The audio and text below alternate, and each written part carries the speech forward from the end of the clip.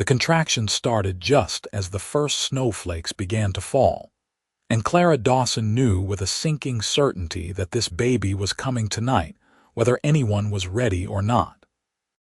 She gripped the edge of the kitchen table in their small homestead outside Idaho City, Idaho, breathing through the pain while her husband Richard paced by the door, his face pale and his hands shaking as he pulled on his coat.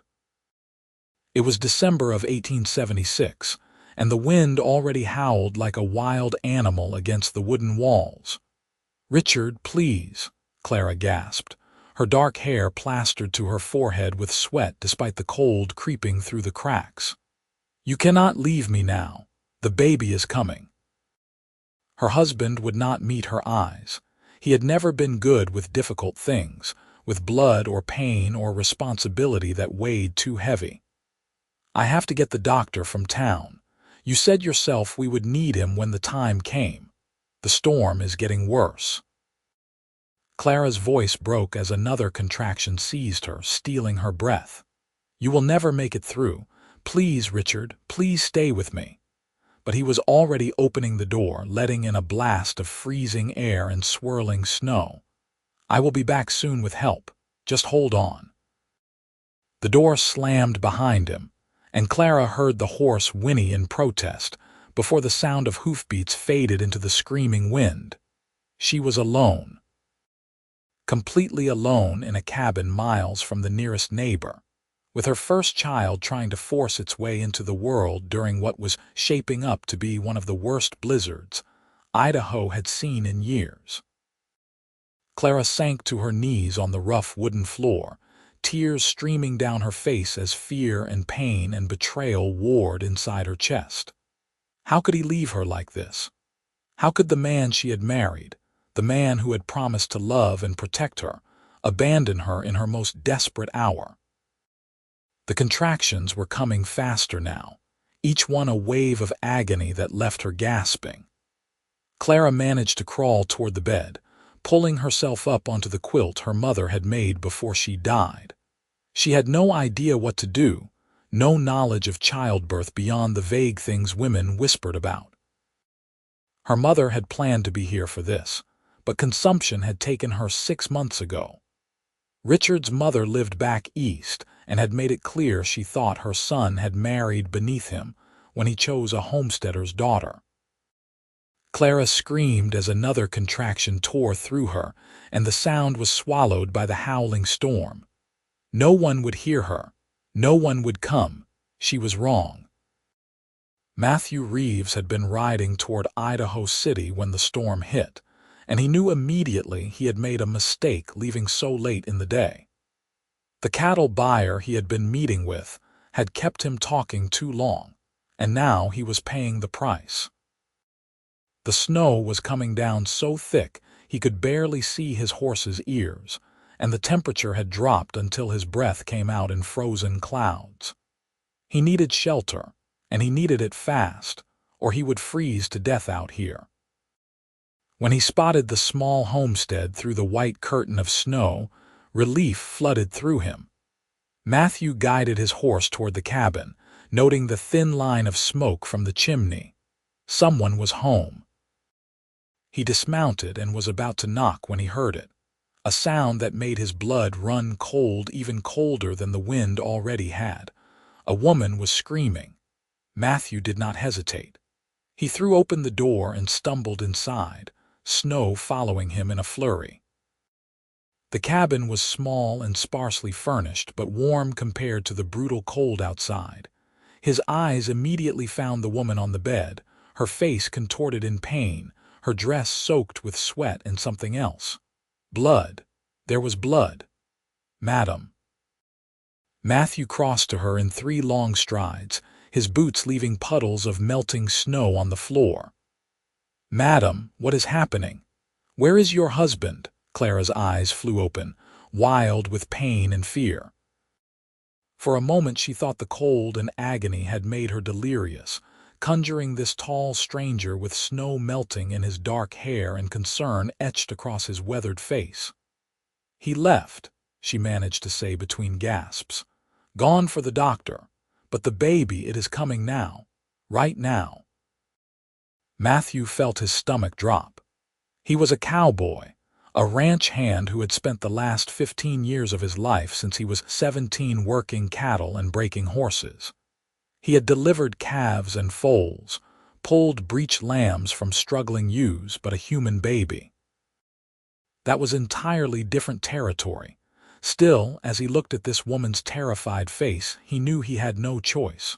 "All right," he said, forcing his voice to stay calm even though his heart was hammering. "All right, we are going to get through this together. My name is Matthew. What is yours?" "Clara," she sobbed. "Clara Dawson. Please, I do not know what to do. I am so scared." Matthew shrugged off his heavy coat and rolled up his sleeves, moving to the stove to put water on to boil because that was what people always did in situations like this, was it not? His mind raced, pulling up every memory of every birth he had witnessed, trying to translate animal instinct into human care. "Clara, I am not going to lie to you. I have never done this before with a person. But I have brought more creatures into this world than I can count, and the basics are probably the same. Your body knows what to do. We just have to help it along." Another contraction hit, and Clara screamed, her hands fisting in the quilt. Matthew returned to her side, his large, calloused hands surprisingly gentle as he helped her into a better position. "When the pain comes, you need to push with it. Do not fight it. Work with your body, not against it."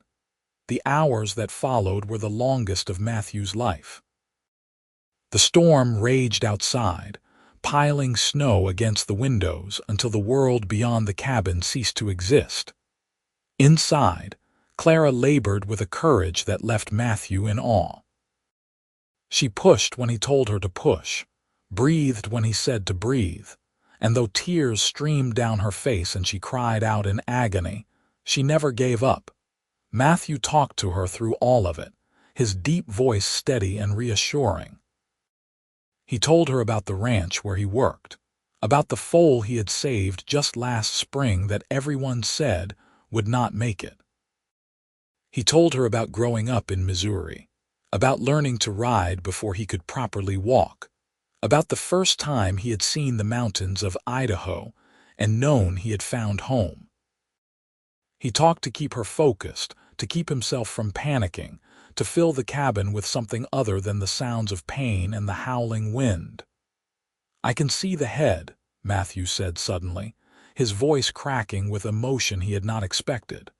"Clara, your baby is almost here, just a little more. You are doing so well." With a final, primal scream that seemed to shake the very walls, Clara pushed with everything she had left. Matthew's hands were there, steady and sure, as the baby slipped into the world in a rush of fluid and blood. For one terrible moment, the infant was silent and blue, and Matthew's heart stopped. Then he remembered what he had seen done with lambs, and he cleared the baby's mouth and nose with his finger, rubbing the tiny back vigorously with a cloth. The baby's first cry was the most beautiful sound Matthew had ever heard. "It is a boy," he said, his voice thick with tears he did not bother to hide. "Clara, you have a son." He wrapped the baby in the cleanest cloth he could find and placed the tiny, squirming bundle in Clara's arms. The look on her face, that mixture of exhaustion and wonder and fierce, immediate love, was something Matthew knew he would remember for the rest of his life. She was beautiful, he realized suddenly. Not just pretty, but truly beautiful, with her dark eyes shining and her hair a wild tangle and her entire being focused on the new life she held. "Hello, little one," Clara whispered, touching the baby's tiny hand with one finger. The infant's fingers curled around hers immediately, and she let out a sob that was half laugh. "Hello, my sweet boy, I am your mama, I have you now, you are safe." Matthew tended to the afterbirth, with the same calm efficiency he had shown through the whole ordeal, though he was shaking now that the immediate crisis had passed. He cleaned up as best he could, found more blankets to tuck around Clara and the baby, and put more wood on the fire to keep the cabin warm. The storm still raged outside, and there was no sign of Clara's husband returning. "Thank you," Clara said softly, looking up at Matthew with eyes that held a depth of gratitude words could not express. "You saved our lives, both of us. I do not even know how to begin to thank you."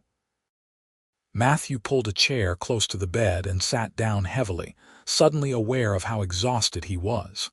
"You do not need to thank me. I just did what anyone would have done." "No," Clara said firmly. "No, you did what a good man would do, what a brave man would do. My own husband ran away, but you stayed. You stayed with a stranger and helped me through the most frightening thing I have ever faced." They sat in silence for a while, listening to the storm and the baby's soft, snuffling sounds as he tried to nurse.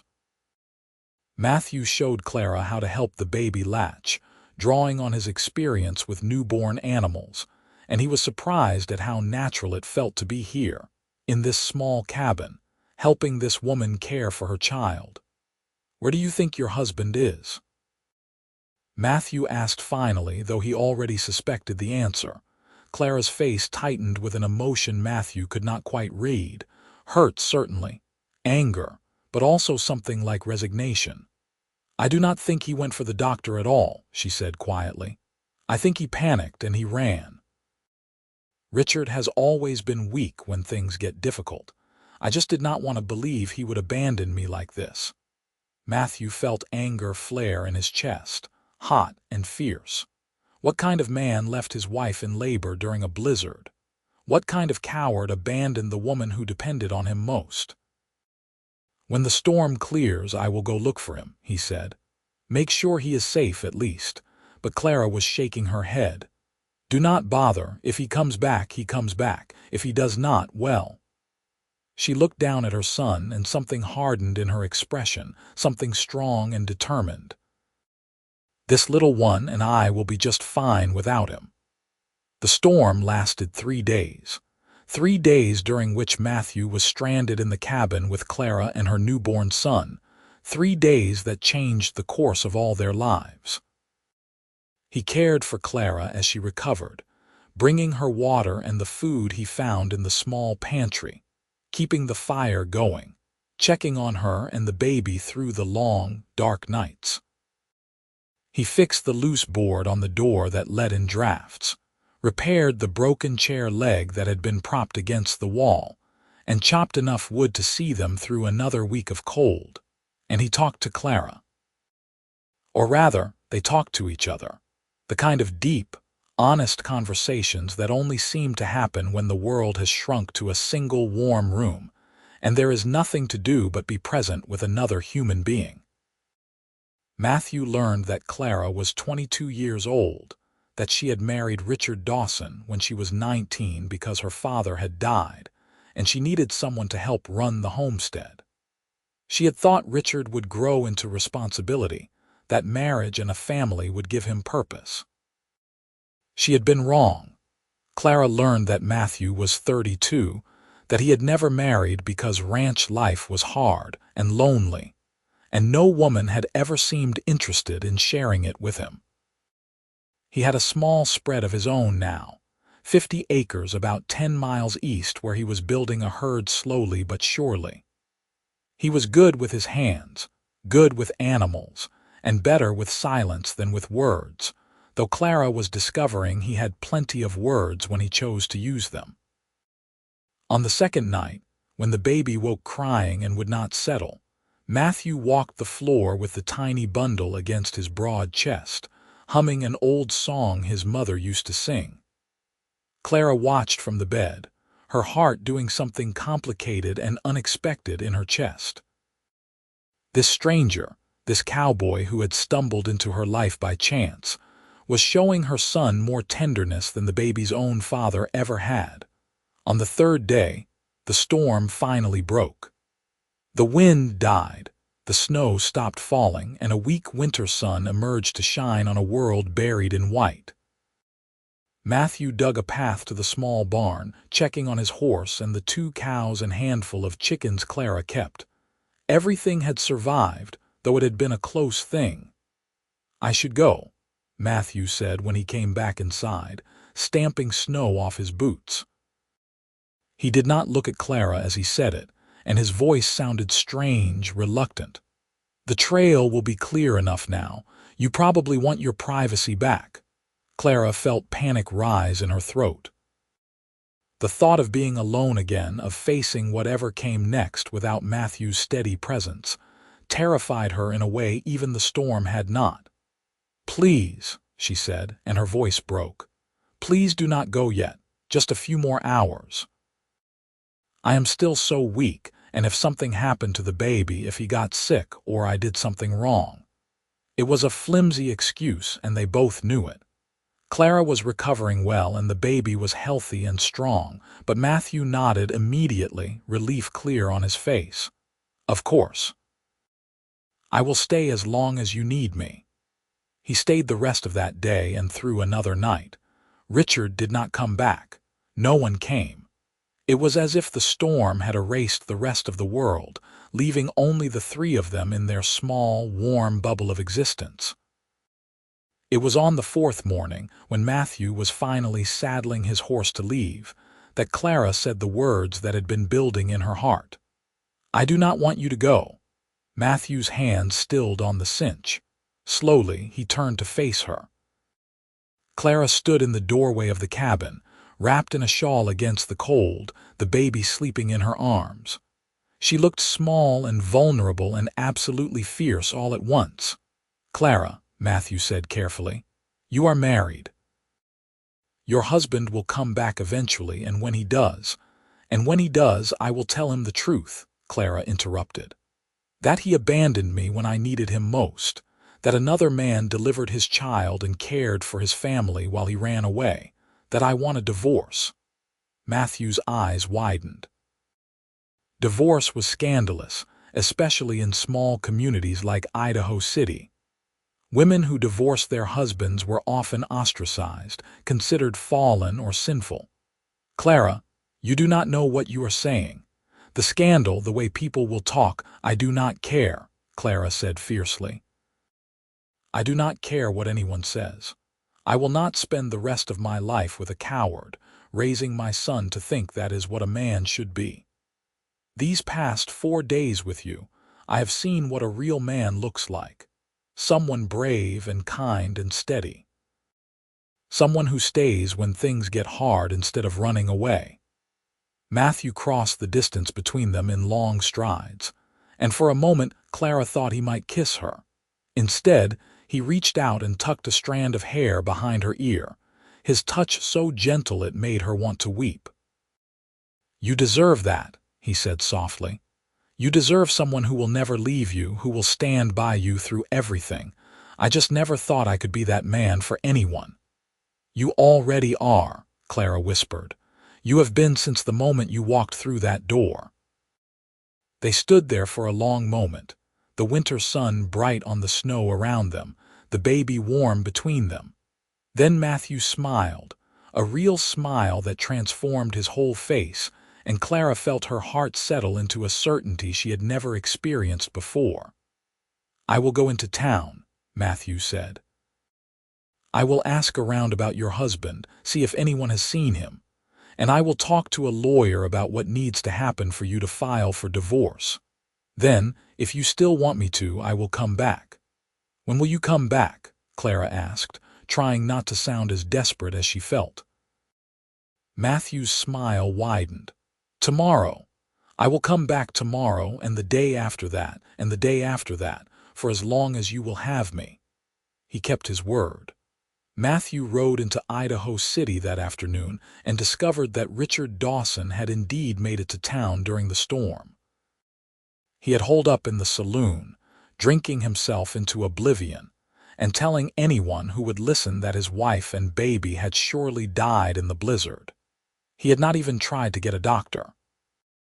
He had simply run and kept running, and when Matthew confronted him in the street the next day, Richard did not even have the decency to look ashamed. She was screaming, Richard said, his hands shaking as he lit a cigarette. All that blood and the screaming. I could not stand it.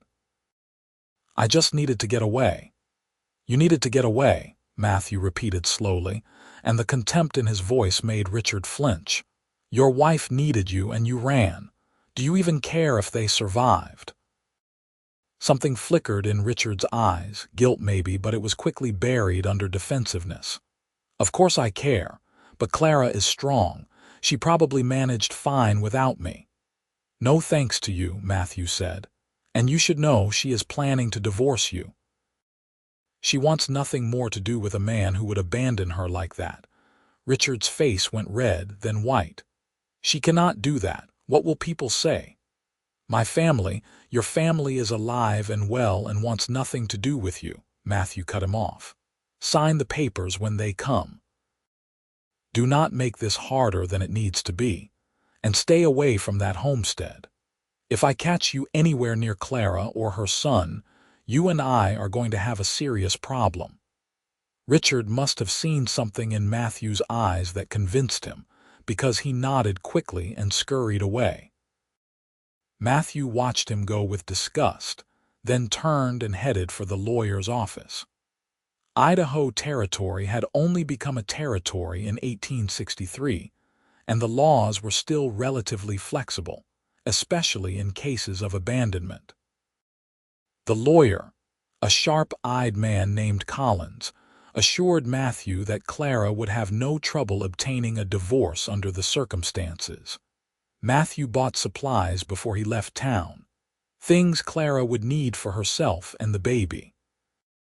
Cloth for diapers, a cradle someone was selling, sugar and flour and coffee. He loaded everything onto a small wagon he purchased with most of the money he had saved, hitched his horse to it, and drove back through the snow to the little homestead that already felt more like home than anywhere he had ever lived. Clara was standing in the window when he arrived, and the smile that lit her face when she saw him made every cold mile worth it. Matthew unloaded the supplies and told her everything that had happened in town, watching her face carefully for any sign of regret or hesitation. He saw none. If anything, Clara looked relieved. So it is really over, she said softly, sitting by the fire with the baby in her arms. My marriage, such as it was. It is over, Matthew confirmed. In 6 months, maybe less, you will be free, legally and completely free. Clara looked up at him, her dark eyes serious. And you will wait. Even though people will talk, even though it will be difficult.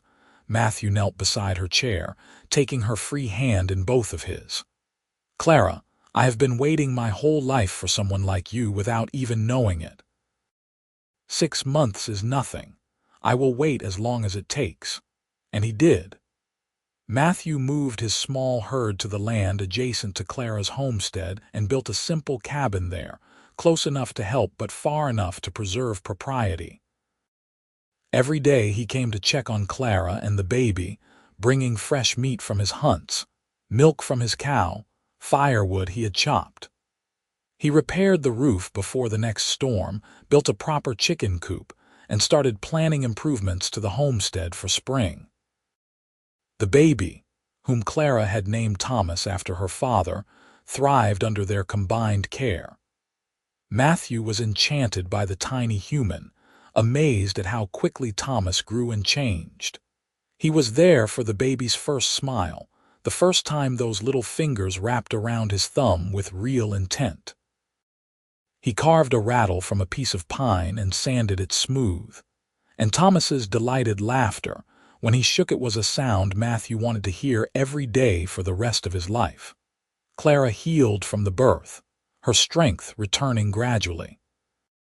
And as winter slowly gave way to early spring, as the snow melted and the first green shoots began to appear, something else grew between her and Matthew. It was more than gratitude, more than friendship, though it contained both those things. It was love, real and deep and undeniable. They were careful not to give the gossips more ammunition than necessary.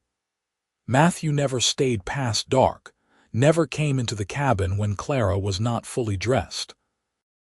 But there were moments, small and precious, when their hands would touch and linger, when their eyes would meet across the room and something electric would pass between them.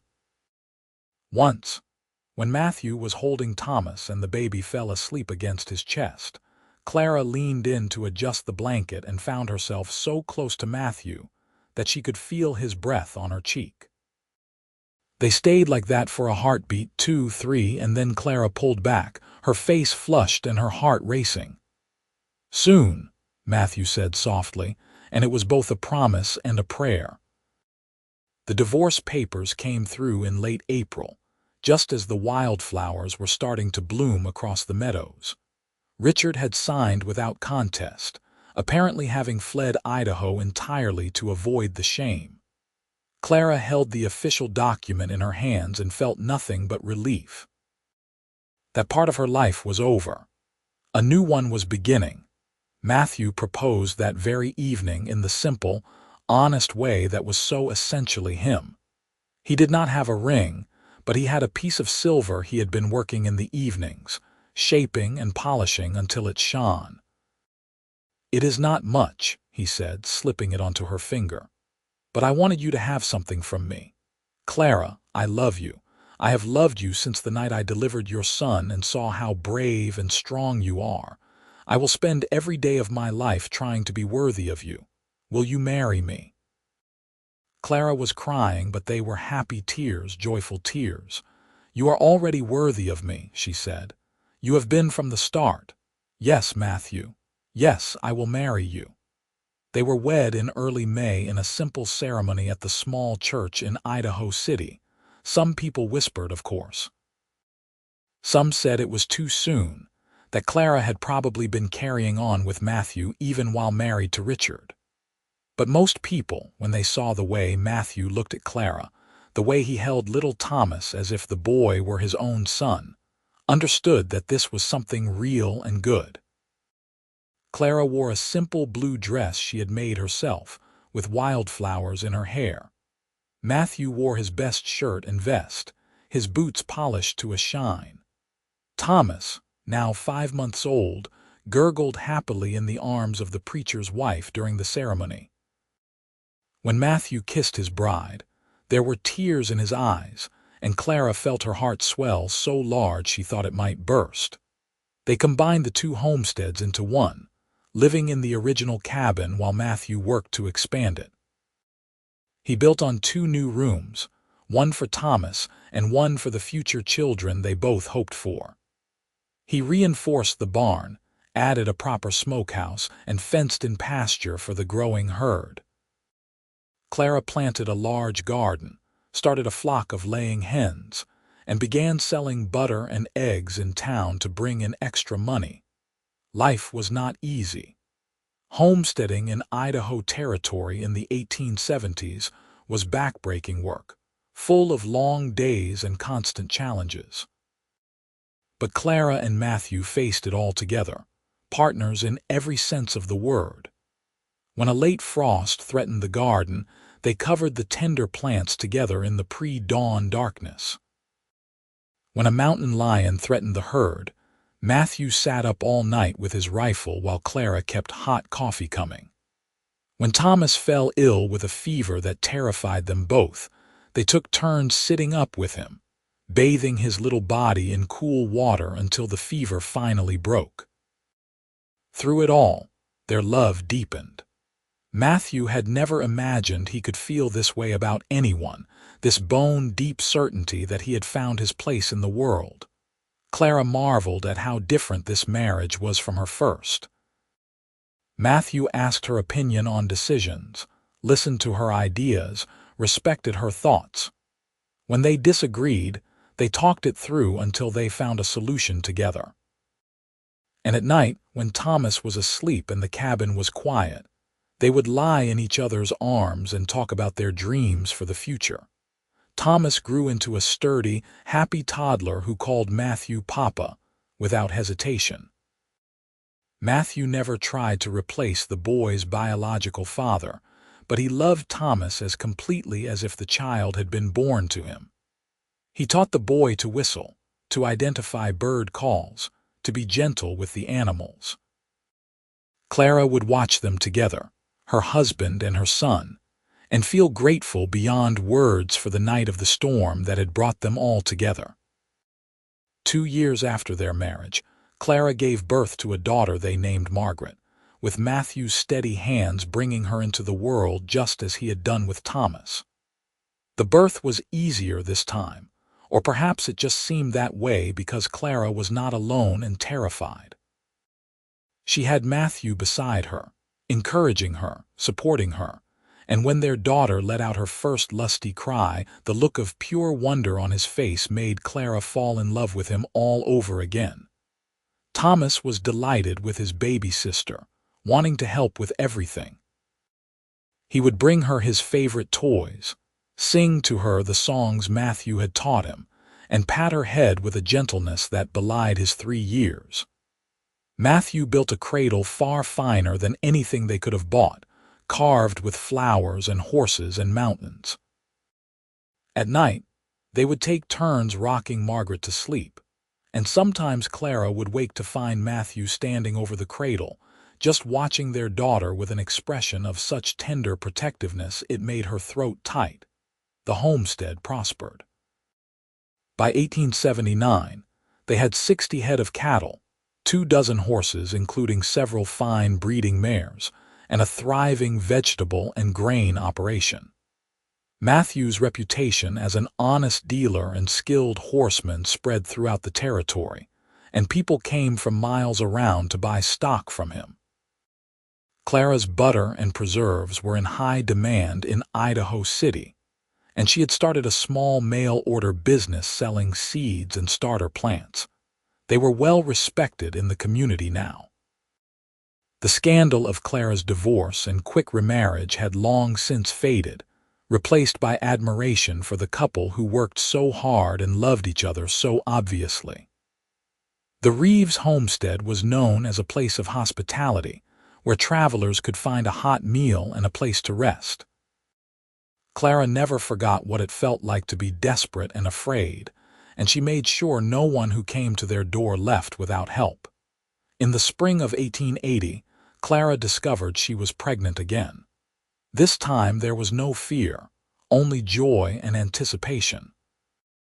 Matthew was beside himself with excitement, already planning where to build another room onto the cabin. Thomas, now nearly 4 years old, announced importantly that he was going to teach the new baby everything important. Margaret, toddling around at 1.5 years, seemed to sense the excitement even if she did not understand it. Their son was born on a bright June morning, an easy birth that had Matthew laughing with relief and Clara crying with happiness. They named him Joseph, and he had his father's dark hair and his mother's eyes. Thomas and Margaret crowded close to meet their new brother, and Matthew held all 3 children in his strong arms, looking at Clara with such love she felt blessed beyond measure. That evening, when the children were asleep and the cabin was quiet, Matthew and Clara sat on the porch watching the sun set over the mountains. Matthew's arm was around Clara's shoulders, and she leaned into his warmth, feeling utterly content. "Did you ever imagine this?" Clara asked softly. "That night during the storm, did you have any idea where it would lead?" Matthew was quiet for a moment, thinking. "No," he said finally. "I thought I was just helping someone in need. I never imagined I would find everything I ever wanted in that cabin. A wife I adore, children I would die for, a home that feels like it was always meant to be mine." Clara turned to look up at him, this man who had stumbled into her life during the worst moment of it and stayed to make every moment after better. "You saved my life that night," she said. "But you did more than that. You gave me a reason to believe in good men again. You showed me what real love looks like." Matthew kissed her forehead, her cheeks, her lips. "You gave me a family," he said. "You gave me a purpose beyond just surviving." Every day with you and our children is a gift I never expected to receive." They sat together as the stars came out, making plans for the future. Matthew wanted to buy the adjacent property and expand their operation.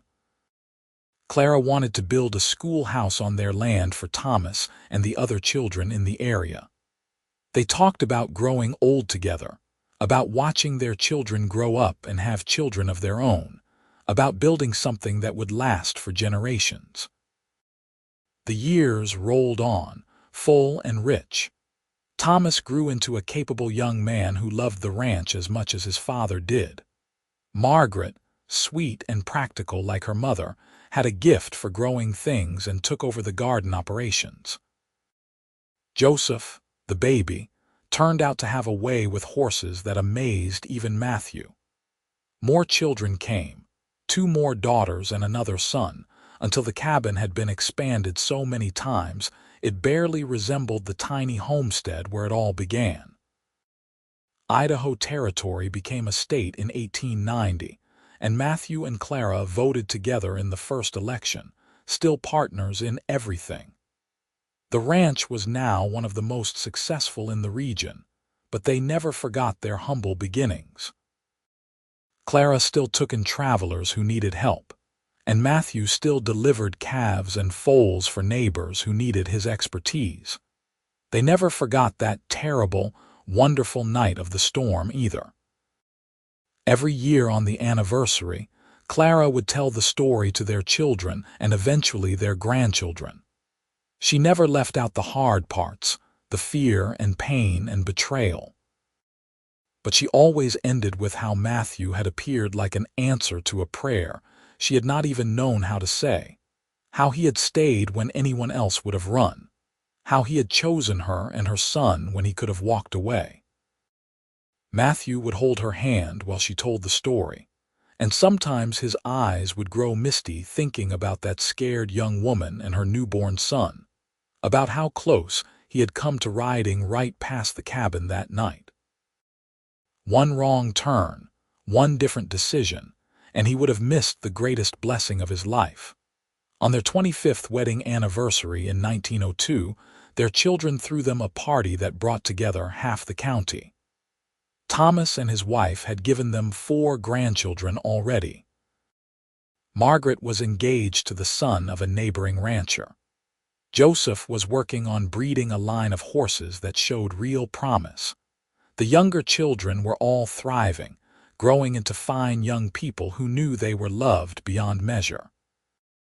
As the party wound down and guests began to leave, Matthew and Clara slipped away to their favorite spot on the porch.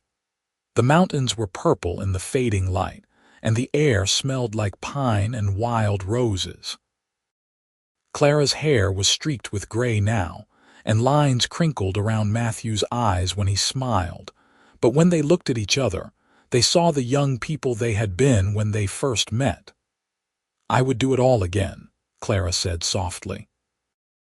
"Every hard moment, every struggle, just to end up right here with you." Matthew pulled her close, and she rested her head on his shoulder just as she had done 1,000 times before. "I thank God for that storm," he said. "For every snowflake that fell, for every gust of wind that blew me to your door. It was the worst night of your life, and it was the beginning of mine." They sat together as the stars came out, just as they had done so many times over the years. Inside the house, they could hear their children and grandchildren laughing and talking, the sound of family and love and belonging. The ranch stretched out around them, prosperous and thriving, a testament to years of hard work and partnership. Clara thought about the girl she had been, abandoned and terrified during a blizzard, certain she would die alone. She thought about how that same night had brought her Matthew, steady and brave and kind, everything she had needed without knowing it. And she thought about all the years since, all the joy and sorrow and ordinary moments that had woven together to create a life richer than any she could have imagined. "I love you," she said, the words as true now as they had been on their wedding day, as true as they would be on their last day together, whenever that might come. "I love you too," Matthew answered, and kissed her as the first stars of evening lit up the Idaho sky. They had been given an unexpected beginning in the middle of a storm, and they had turned it into a love story that would echo through generations. Their children would tell their children about the cowboy who delivered a baby during a blizzard and stayed forever, about the woman who had the courage to choose real love over comfortable lies.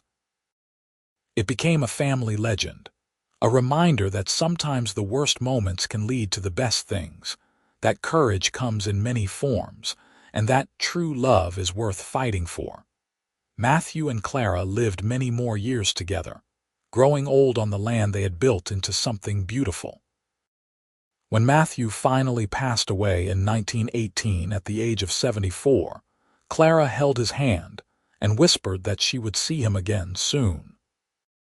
She followed him less than a year later, and they were buried side by side on a hill overlooking their ranch, where the mountains met the sky and the wind sang through the pines. Their descendants kept the ranch running for generations after, and the story of how it all began never faded. It was told at family gatherings and written down in journals, a testament to the kind of love that endures through every storm. The original cabin was preserved and still stood on the property over a century later, a small structure that housed the beginning of something vast and lasting. Sometimes, on winter nights when the snow fell heavy and the wind howled, people swore they could see two figures on the porch of that old cabin, holding each other close and watching the storm together. Whether it was memory or magic or just imagination, it seemed fitting. After all, a love like theirs, born in blizzard and sealed in courage, was the kind that could weather anything, even the boundaries between one life and the next. The ranch still bore the Reeves name, still stood strong and proud against the Idaho mountains. And every generation that worked the land and loved beneath that endless sky knew the truth that Matthew and Clara had proved with their lives, that real love does not run when things get hard. It stays. It endures. It builds something that lasts forever.